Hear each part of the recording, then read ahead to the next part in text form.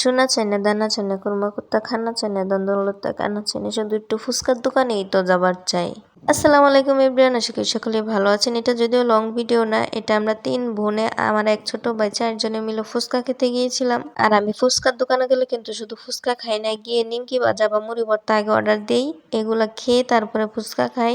ফুচকা খাওয়ার পরে আবার বেলপুরি খাই, বেলপুরি খাওয়ার পরে আবার যে কোনো একটা ভর্তা খাই। কিন্তু আজকে খেয়েছিলাম প্রথমে নিমকি ভাজা, আর তারপরে হচ্ছে ফুচকা, তারপরে হচ্ছে বেলপুরি।